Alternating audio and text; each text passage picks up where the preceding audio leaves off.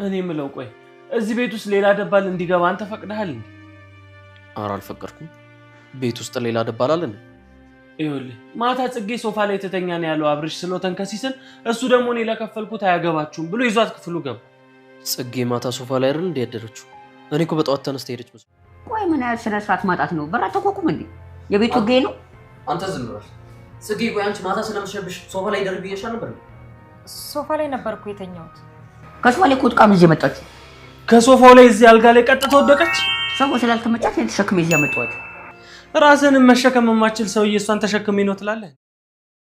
አላህ አይደል እዚህ ከተማ ውስጥ ካንተ ውጪ ማንም እንደሌለም በዓሉን የት እንደማሳልፍ ጭንቄ ላይ ነበር። ያረከው ሰምቻለሁ። በዓል የሰው ብቻ አይሆን ግን ትቻለሁ። ጽጌ ከዚህ ልጅ ጋር ምን ያደረግሽ ነው?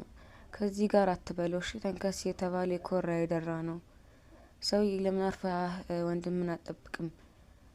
ያለበለዚያ በወንድም ፋንታ ነው የምቆራርጥ።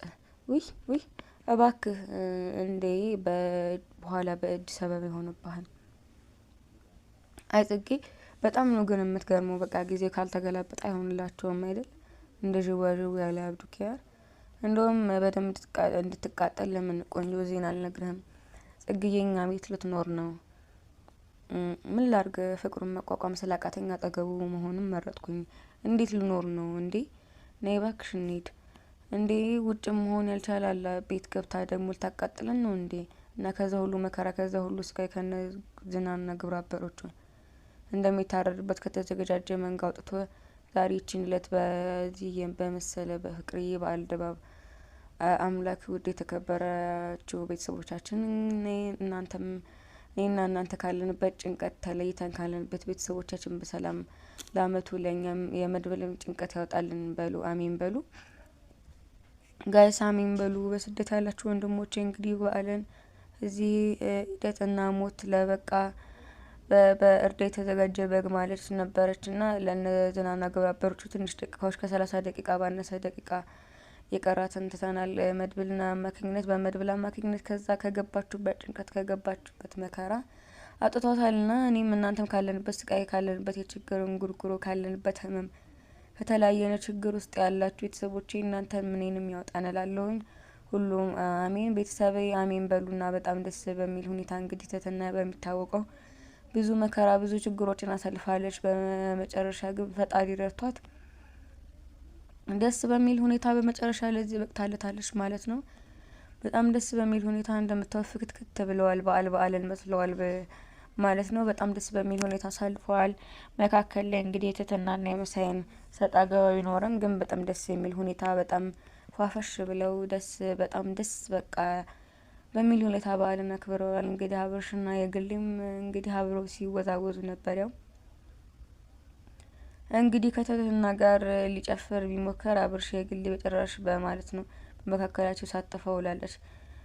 ለድንገት አጋጣሚ ከሷ አንድ ይዞር ብሎ ወደ ትትና ሲገባ እንዴት ሮጣ ተንደርድራ መካከላቸው እንዴት እንደምትገባ በጣም በሚገርም ሁኔታ በጣም ደስ በሚል ድባብ ነበረው ማለት ነው።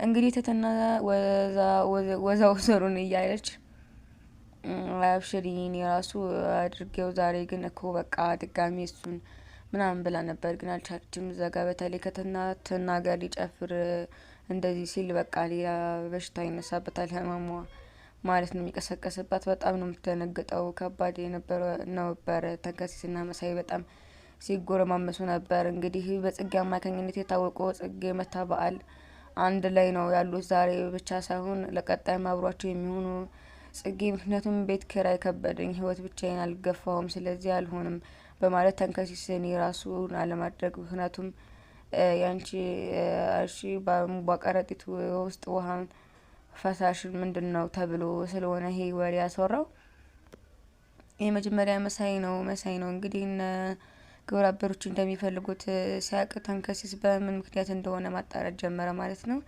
እንግዲህ ከዛም እነሱ ያሉትን ለሌላ ነገር ነው የፈለጉት ያሉት ግን እሱ ከረጥቶት ውስጥ የሆነ ነገር እንዳለውና እንደውም ቼክ ማድረግ ራሱ አምጥቶ ሲጠጋ ይጮሃል ወደ እሱ ሲጠጋ ከሌለው አይጮህም በማለት እንግዲህ ቼክ ሲያደርግ ነበር። በዛም ልጁ ተንከሲስ እያለ ግን እኮ ምንም የለውም ቤተሰብ ምንም የሌለው ነው ግን ታደርጉታላችሁና በጣም ደስ የሚል ነበር። ኃይለኛ ስጠፋቸው አክሽናቸው ደስ ይል ነበረ። ግን ዘና እያደረጉ ነበረ። ተንከሲስ ማለት ነው።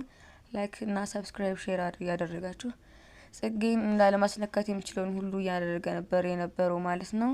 ግን በዚህ ሁኔታ እስከመቼ ነው መሳይ ደግሞ የሆነ ነገር ወደዛ አንድ አይኑን ካየበት ነው መቼም ሊመለስ አይችልም። ፈጣሪ ነው የሚያውቀው። ግን ምንም ይሁን ምንም አያፈጣዋለሁ ብሎ መጥቷል ማለት ነው። ተንከሲስ ልጇንም አምጥቷታል መታለች። እሷም በዛውም አብረው መኖራቸው ቀጥለዋል። እንግዲህ አሪፍ ነው ህይወት፣ አሪፍ ጉዞ እንደሚሆንላቸው ተስፋ እናደርጋለን። ግን ያው መሳይ አሁንም እንደማይተው ነው፣ በእርግጠኝነት አይተውም፣ እንደሚሳፈጠው ነው። እንግዲህ ፈጣሪ ያበርታ ነው የምንለው። ተንከሲስ ማለት ነው በጣም ከባድ ነው፣ ሪስክ አለው እንደሚታወቀው። መሳይ እንደዛ እያለ ነው። ስለዚህ መሳይ ከመሳያችን ለማስጣል እንግዲህ ተንከሲስ ደግሞ የሚችለውን ሁሉ ለማድረግ ዝግጁ ነው። እሷ ያፈቅራታል፣ እሱም በርትቶ እንደሚታገል ነው ለራሱ ቃል የገባው። ከባድ ነው ቤት ውስጥ መሳይ ደግሞ እንደዚህ አይነት ነገር እንኳን የሚወዳትን ቀርቶና የግልነት እህትናን ዝም ብሎ ሴት ብቻ ስለሆኑ ብቻ ሲሄድ ሲመጣ እንደምታውቁት እና መሳይ ባህሪው አስቸጋሪ ነው። ስለዚህ እቺን ደግሞ የሚወዳትን የሚያፈቅራትን ልጅ እንደዚህ ሆና መምጣት በጣም ከባድ ነው። ከዚህ እንግዲህ ፈጣሪ ያበርታ ነው የምንለው የምንችለውም። እና ውድ ቤተሰቦቻችን የዛሬ ቪዲዮ በጣም ደስ ይል ነበረ። ባህልን ደስ በሚል ሁኔታ ነው ያሳለሁት። በጣም የሚያምር ነበረ።